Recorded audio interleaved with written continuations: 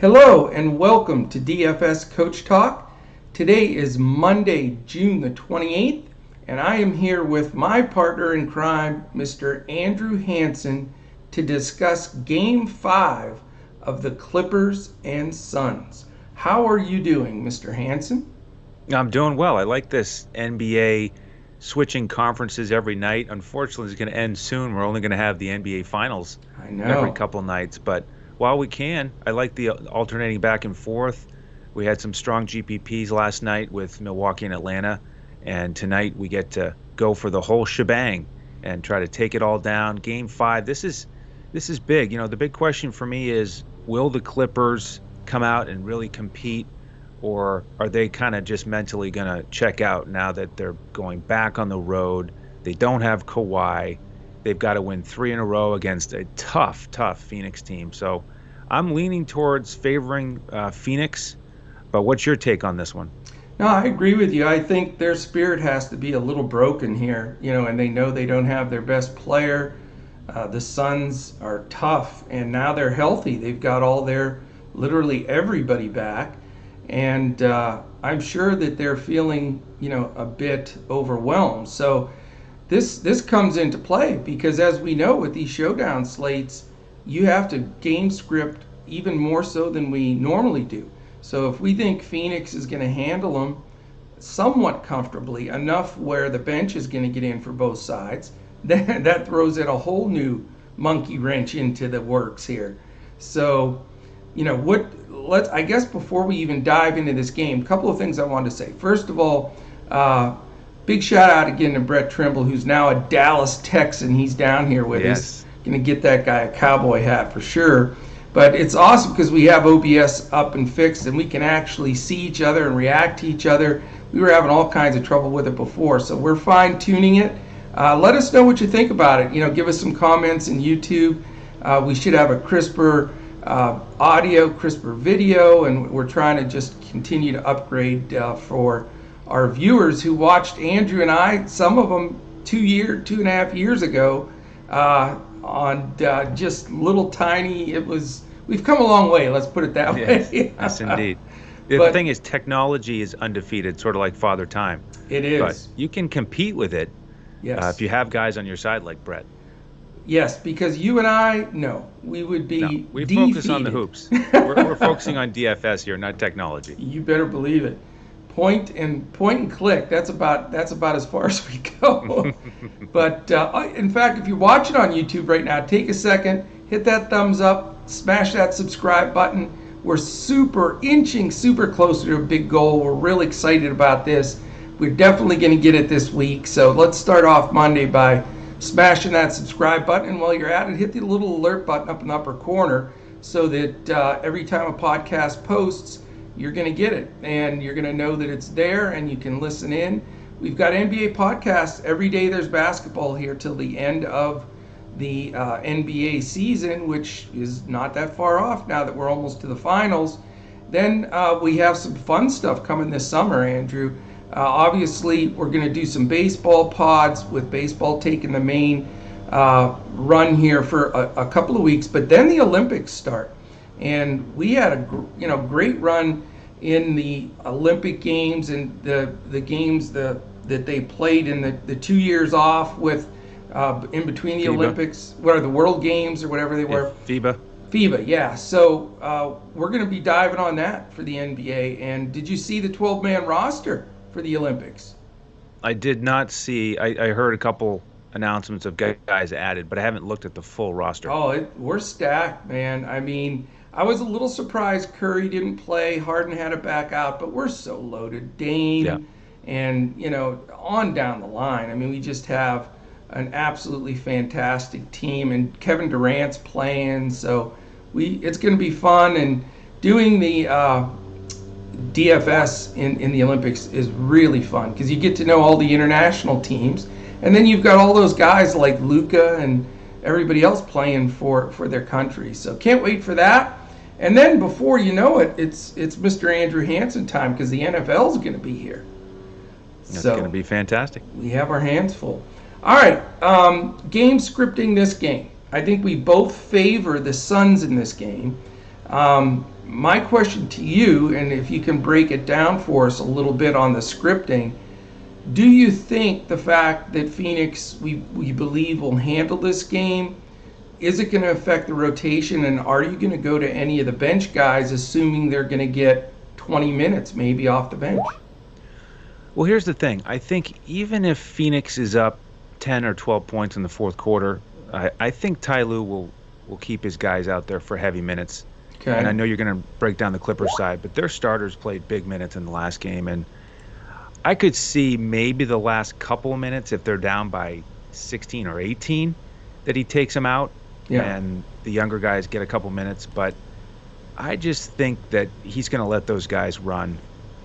So I think it could end up being an easy victory for Phoenix, but I don't think it's going to be a huge impact in the fourth quarter. I think the one thing that could change would be maybe he experiments with a different guy off the bench, like a Rondo who hasn't been in the rotation, to try to mix things up. I think that's really the only potential wild card here, as opposed to a blowout where the starters aren't playing in the fourth quarter at all.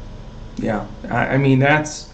And normally teams don't get eliminated to go to the finals by throwing in the towel, you know? Right. There's nothing to rest for. I mean, it's 3-1 Phoenix. So I'll go right into my Clippers discussion here, and I think it's a lot easier than the Phoenix side, because Phoenix does have something to play for going forward if they have control of this game. But for the Clippers, it's pretty cut and dry. You know, you've got Paul George and Reggie Jackson, who have dominated the shot attempts. I hope, can you hear our giant lawnmower going out there? Yes, I can. It never fails, right? Right. But we'll have some fresh cut grass anyway. So Paul George, Reggie Jackson combined for 44 shots in this last game alone, and they have pretty much dominated the offensive side of the ball since Kawhi has gone out. So I think you got to start right there, and for the reason that I stated, that you go down swinging if you're going to get eliminated in a conference final. So George and Jackson is where I'm going to start. Those are going to be my two key plays from the Clippers, and then I'll work all of the rest out around them. But I just think you're playing catch up a little too much, if you don't have those two guys in there, because they will, even if Phoenix has control in the fourth and goes to the bench a little sooner, I think George and Jackson keep firing maybe all the way until the last 2 minutes of the game. So that's where I'm going to start. Then you can talk about some fantastic value here, and this guy may be the key value play of this game, and it's Patrick Beverley. He remains dirt cheap, and the last couple of games he's played a major role. Last game he played 34 minutes, 13 seconds. Granted, he only got 4 shots up, but when he gets those kind of minutes, you start seeing all those periphery numbers. He got 4 rebounds, he got 2 steals. He usually gets, something else in the mix there. And at that price, he really can make it work all the way around for you. The other guy that I went to last time, and I have no problem going to him again, even though he came off the bench and may do so again, and that's Terrence Mann. He got his 33 minutes, and he's going to get more shots up. Now, he's not as cheap as Beverly, but got 9 shots up, 4 rebounds, steal, and he's just, we know he's explosive. He rolled 39 points in this playoffs. So I think, for me, it starts and ends with George and Jackson, and then Morris and Zubats, who's been a hero for us.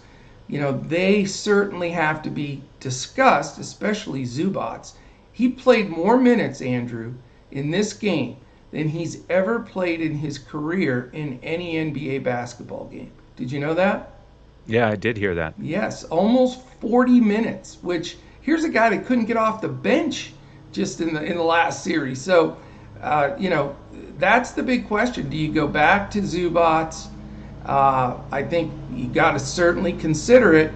And if you're doing 3 threes or 4-2 Clippers builds, along with George and Jackson, I think you look at Zubats and you look at the either if you can afford it, man, or if you have to go cheaper, Beverly. But after that, Morris isn't quite going to make the cut. He has just not shot the ball well, and his minutes have gotten trimmed down. And I'm not willing to go deeper with a Batum, Kennard, or Cousins. So, what do you think?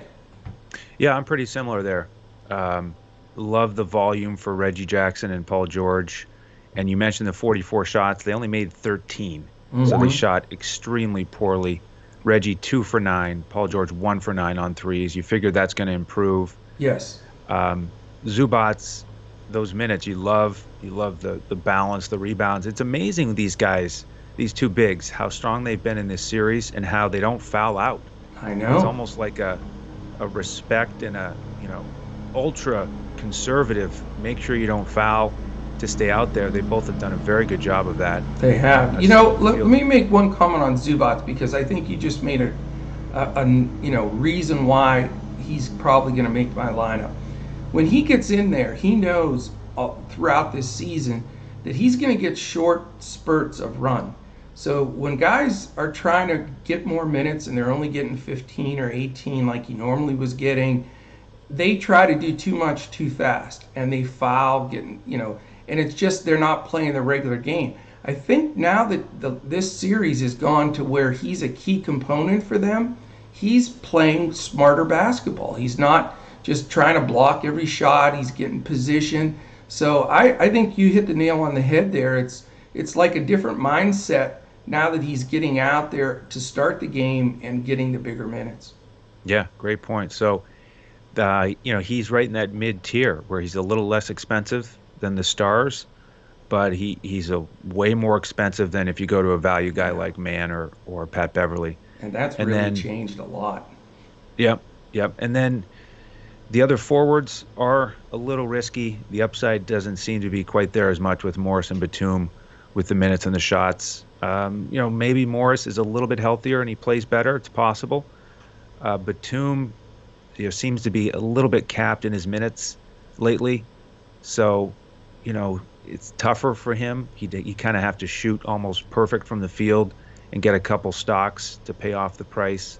More of a GPP option. But, yeah, I think for cash, you really got to focus in on who can you afford out of Jackson, George, Zubats, and balance that with the other side. Yeah, and it's tough because if you do go with Zubats as a third clipper in, it does hamper you financially, but it's hard not to have him in there. Would you consider a Zubats over maybe a Reggie Jackson? Yeah, because I really want Chris Paul and Ayton on the other side. Okay. And so if you're on FanDuel, you cannot play Chris Paul, Ayton, Paul George, Reggie Jackson, and Zubats. Nope. It doesn't fit. So if I could play those five, I would. But you can't. So you got to play around with who do you subtract, and who's that last guy in, and who are you comfortable with. Yeah, that Jackson, really becomes the key. Yeah, so Jackson is one way you could look if you subtract him. I like his price and the volume. He seems pretty confident. He's had such good shooting games recently. He really and has. Getting the big minutes.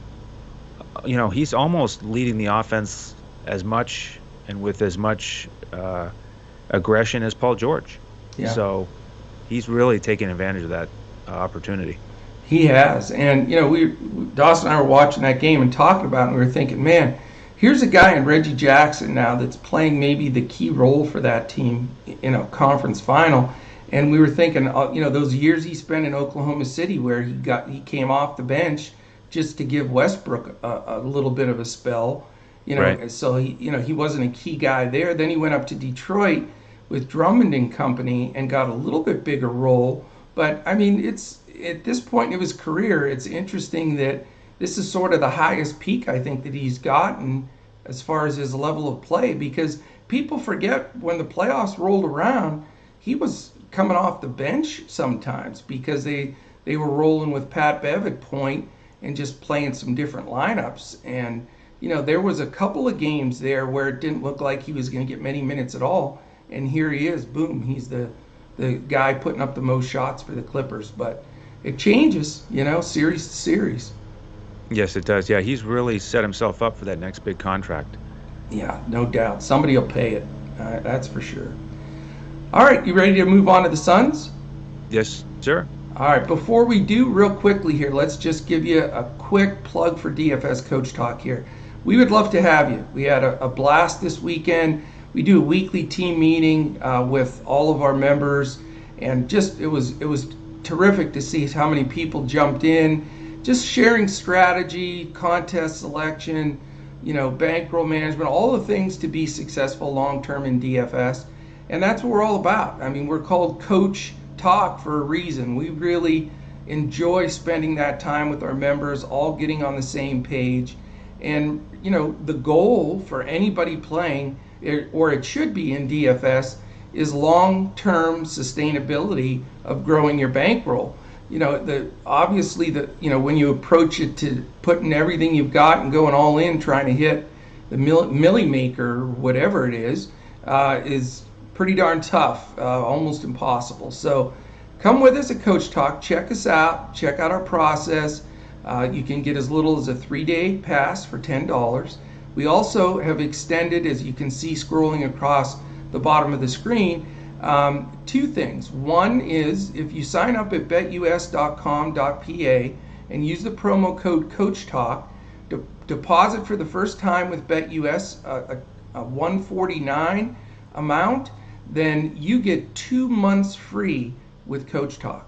So you get to use the $149 on BetUS to play everything you want, basketball, baseball, golf, you name it. And then you're in with Coach Talk for 2 full free months. So it's an awesome opportunity that our partners at BetUS are bringing forward with us.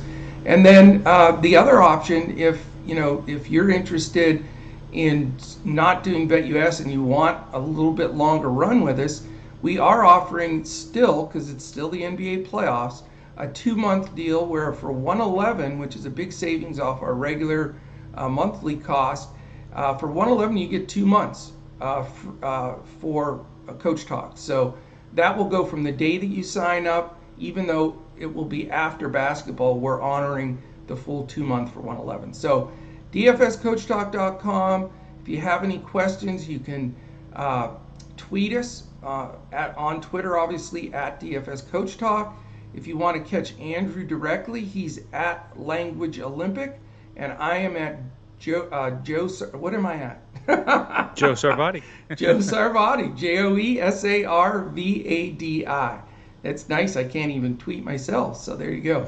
You don't have to. That makes it easier. Other than that, that's it. Like we said at the beginning, hit that thumbs up, smash that subscription button, and we enjoy having you join us. So, and thank you for we gotten so many great comments lately in YouTube. We've got some people that really are involved every day, listen and give opinions. We love it. So, thank you to all of those folks. All right, Phoenix Suns, Andrew. We're back in the dilemma that basically from the first day of the NBA season, you and I, maybe this is the 100th time we've had this specific discussion. How it's tough with the Phoenix Suns when all 3 guys are playing super well, and that being Chris Paul, Devin Booker, and DeAndre Ayton, because they all split those points and they're all good and you want to have them all, but you can't. In showdown slates, you can't even get close to it. Now, when we had the big slates, we used to look at those 3 and say, yeah, look at this last game. They took 22 shots for Paul, 22 for Booker, 14 for Ayton, but Ayton had added 22 rebounds. The other guys averaging or putting in rebounds and assists as well. The bottom line is all 3 are extremely playable, but in the regular season when we had that dilemma, we basically would pass on Phoenix because we didn't want to take all that split usage. But we're back to the point now where we have to make some decisions here, and it's evened out tremendously. I mean, obviously at the beginning of the series when Paul was out, it was all about Booker and Ayton. And then, when Paul came back, we all sort of ran to go back to Paul and Booker, but Ayton has really had a phenomenal playoffs. I mean, this is by far the best basketball that he's played, which proves my point that I've always made, Andrew, and we've talked about this throughout the season. Ayton doesn't play hard all the time. He plays hard in spurts. Sometimes he's just disinterested. But obviously, with this being the playoffs and a chance for a championship, he's completely engaged and he's fantastic. So, I think in the past we were correct, and this just proves it. I mean, if a guy can turn up his game like this, you would expect more on a regular basis. And he's blowing away all his stats from the regular season. So for me, it comes down to very simply, can you play two of these three guys? I think it's very necessary that you do. And who's the odd man out? And for me, it's very, very difficult. The fact that Paul went 6 for 22 and Booker went 8 for 22. So, I mean, that's awful shooting, and it was painful to watch. But I got to think that moves up. I think that's going to get better. So, I'm considering going with both guards again. And I know it's hard to pass on Ayton, and I know you like him, and he may need to be in the optimal lineup. I mean, 22 rebounds, playing fantastic, but how much of what he got on those 22 rebounds and some of the other stuff was because the abysmal shooting by Booker and Paul. So I'm just using analytic deduction here to think, yes, Ayton's coming off a 41-minute game, and that is more than the other two guys, and he was phenomenal. But if they shoot better, they get control of this game, and I think the first guy to sit in the fourth quarter would be Ayton for Saric if they have control of the game. That's the flow that I see, because I think Monty's going to want to keep the ball in Paul and Booker's hands.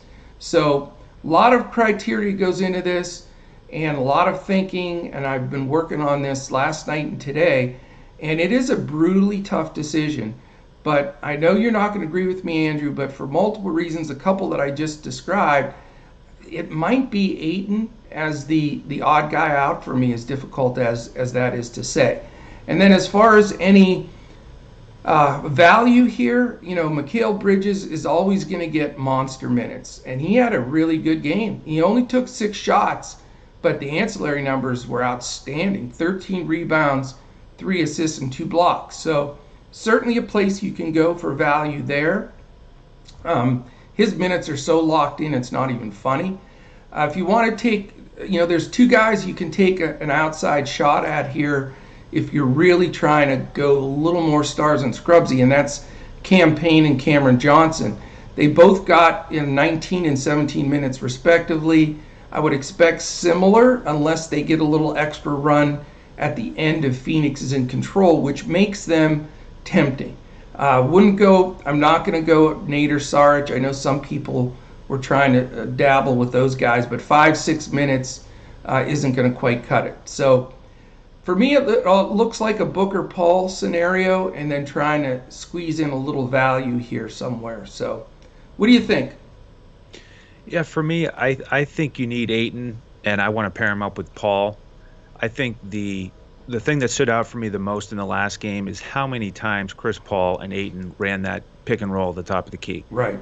And that's what Chris Paul wanted to run. That's what he did run, and it became the Chris Paul get to the elbow and either shoot, or if they press up on him, then he lobs it to Ayton. It's almost like when Trae Young gets in the paint, and he lets the defense dictate if he's going to shoot the lob or lob it to one of his teammates. And you mentioned the poor shooting numbers. I mean, Chris Paul, 6 for 22. How many of those shots went in and out? The threes, the jumpers. Obviously, he's still working his way back in with his legs. So he's not 100% with his legs and his shot because of that brief absence from the team. But I think odds are he's going to shoot better than 6 for 22. And I just like the fact that he's got the ball in his hands more than Booker. Yeah. Booker's not getting the ancillary stats, only 2 rebounds, no assists. He's there to shoot. And Pat Beverly has just owned him these last few games. I mean, if you look at his fantasy points, 29, 29 and a quarter, 29. He's not himself. Pat Beverly has done a terrific job on him. He has. He's got the broken nose. So for me, he's a GPP option. I just, 9 times out of 10, I'm gonna go with Paul and Ayton together, and Booker is the GPP. If he gets hot, he could pay off his number. The only other thing that I think could help or hurt Paul is, like you said, if they are ahead in the fourth quarter, maybe they sit Chris Paul and Ayton, and then you get more minutes for Payne and Saric. Exactly. And then maybe the price tag isn't worth it. But I think if it's a 10-point game or less, then they're going to try to close it out here in Game 5, and Paul and Ayton will get the big minutes. So that's where I want to go in cash. I agree that Bridges is a nice option if you can fit him in. He didn't take any threes last game. I think that will change. Yeah. Crowder, the other option as a starter, 1 for 6 on threes. You figure that will improve. He hasn't had a good series. Tough defense on the other side. He's been more on the perimeter, not as involved. So, does he make the cut? He could. He's a candidate. And then with the bench, I'm pretty similar. I mean, in the cash lineup, I don't want to go with Payne or Saric. Cam Johnson is an option. He's pretty cheap on both sites. But then it's more of a GPP look to go to that bench and project the blowout. And then Payne, he comes into play. Yeah, no, great points and great point on Booker. Maybe that breathing is really bothering more than we, know. And that certainly, if you're not breathing smooth, certainly can affect your shot. I mean, it's, you're out of rhythm, and shooters need to feel that balance, So it's a great point. I do think they trust Cam Payne. He's proven that he should be trusted. And, maybe he gives Paul a little bit more rest. I don't know. It's close, man. And the tough part about it is, this is really a tough salary game. This might be the toughest because you've got the studs from both sides, those 5 guys that you mentioned, and how, it's, if you sit any of them, it's tough. So right. it becomes very difficult. So what we're doing too, and we're recommended with our members, we talked a little bit about it in the Saturday meeting. Generally for me, I'm a cash and single entry guy, so I'm going to build a lineup and ride and die with that lineup. However, the way these showcase or showdown slates are playing out, you have to have a little bit of sprinkling around. I'm going to put 3 or 4 lineups, maybe even 5, which me, that's very unusual. But I think you have to, because maybe, the 5 lineups I sit one of those 5 guys in all of them, just right. Because maybe one guy doesn't step up or some, foul trouble, anything.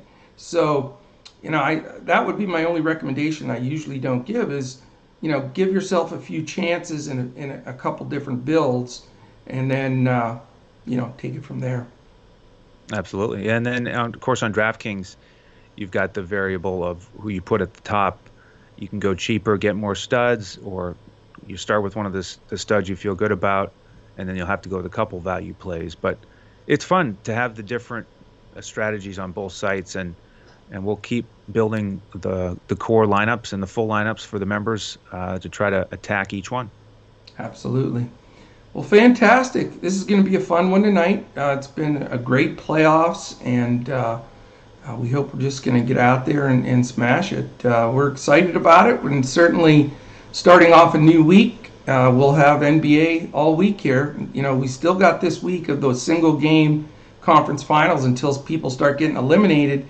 Then it's going to be a few podcast days off for us, Andrew. I know. It's going to be strange. It is. But, again, if you hit that little alert button, if you're watching on YouTube, that's going to be important, because we may have a day where there's no game, and then the next day you're alerted when that podcast posts. And if you listen to us audio-wise, whether it be Podbean, Stitcher, iHeart, Spotify, Apple Podcasts, we're everywhere the podcast can be found.